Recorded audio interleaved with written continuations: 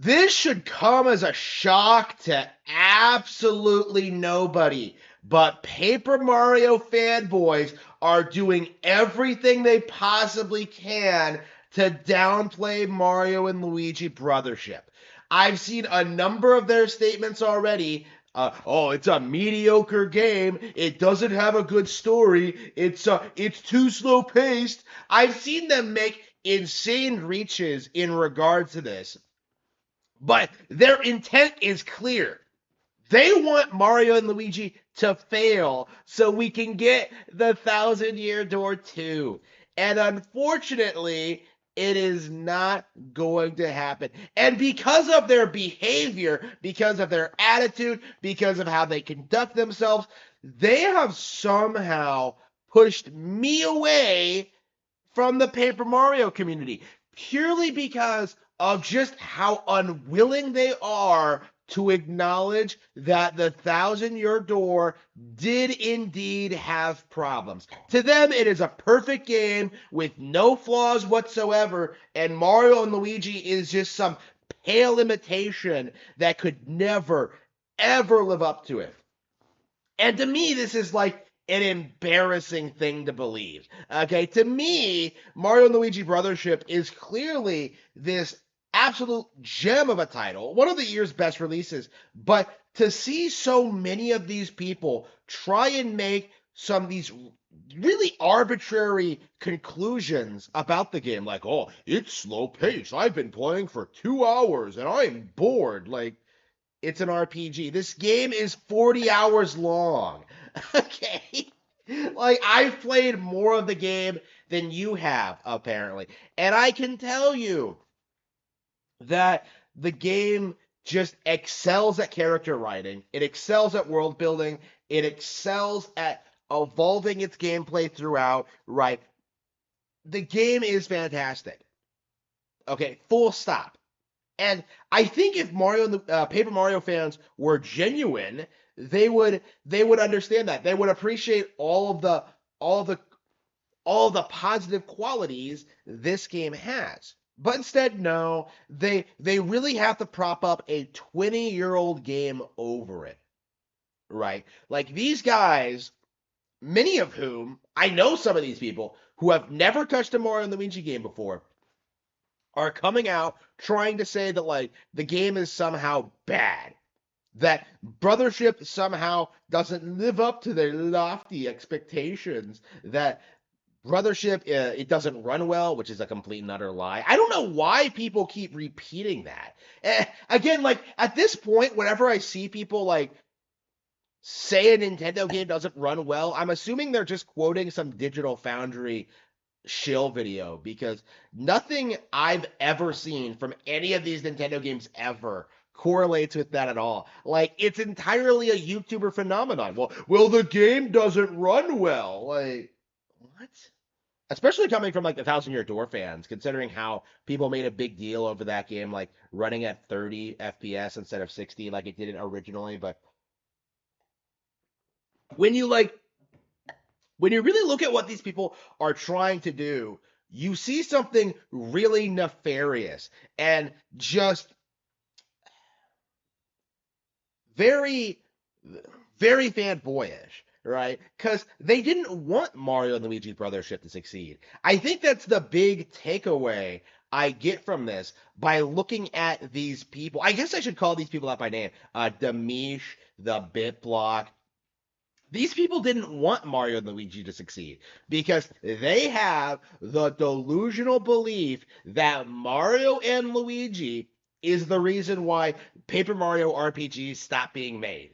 Like they genuinely think this. They genuinely think that if Mario and Luigi were to go away, that Paper Mario would be able to make a glorious comeback. And it is just so absurd to me at how willing they are to undermine a genuinely high quality, amazing RPG because it's not Paper Mario. And this is a mindset that I think really needs to start being condemned among the community. Because I've seen a handful of people do this. It's not just an isolated thing. But But it does need to be addressed because it's not just IGN giving this game poor coverage. It is the Paper Mario fags. It is these delusional man children who grew up on the GameCube, who have no perspective at all, who can't appreciate newer games, who can't see the value in games like Sticker Star or Color Splash, right? People like that. People like that who just hate everything Nintendo has done since the Thousand Year Door. Why would you ever listen to these people? Because when you really look at how they behave and how they act, how they conduct themselves, like it is very clear that they will never be satisfied with anything. And it's not just a Mario and Luigi thing. It's not just a Paper Mario thing. Uh, like you see this all the time in regards to these people, right? In regards to games like Pikmin and Fire Emblem, like Pokemon is a big one for like what exactly could Nintendo do to make these people happy and actually make them excited about new games? No, because they it isn't exactly what they say they want, they get upset and throw a tantrum like a child.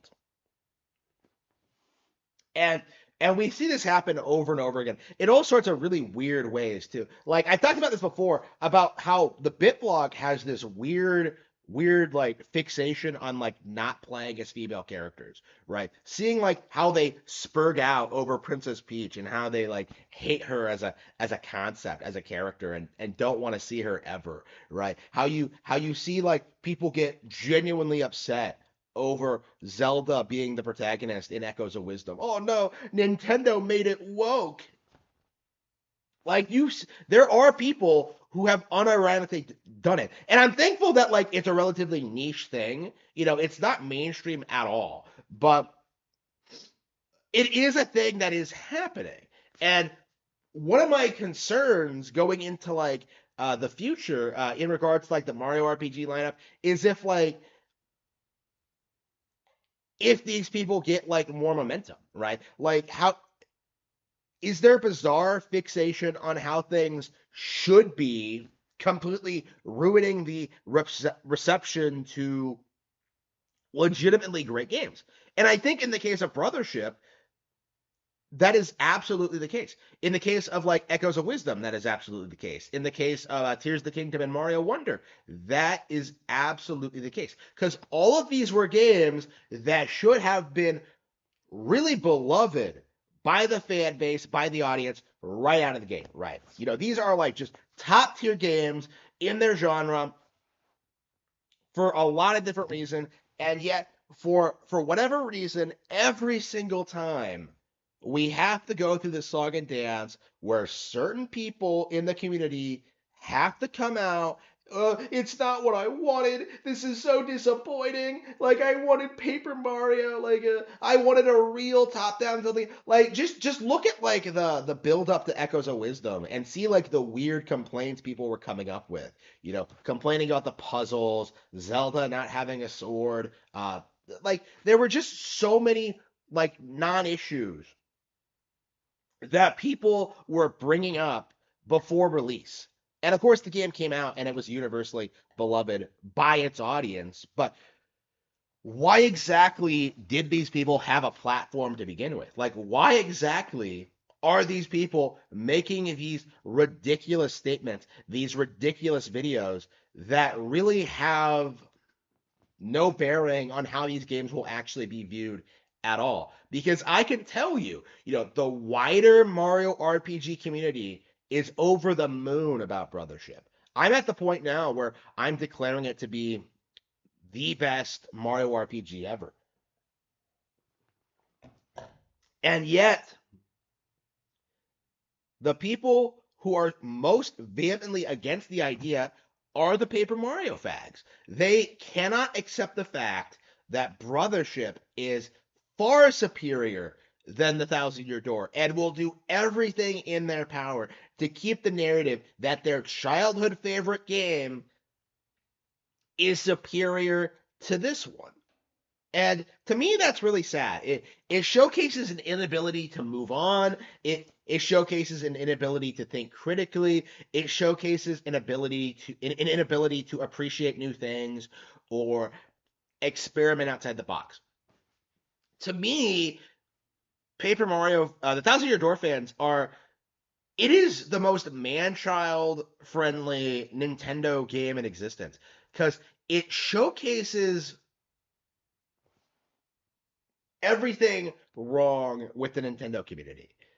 This game and its fan base have this weird, like, delayed adolescence, just obsessed with propping it up against its competition no matter what. Because The Thousand Year Door wasn't a particularly great RPG. There were plenty of games around that time that were better than it.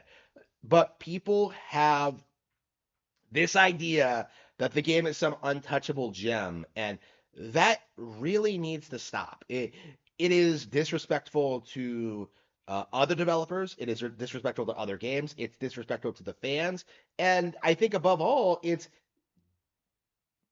you are simply ruining your own appreciation for other games by obsessing so thoroughly over the Thousand Year Door specifically. You need to grow up.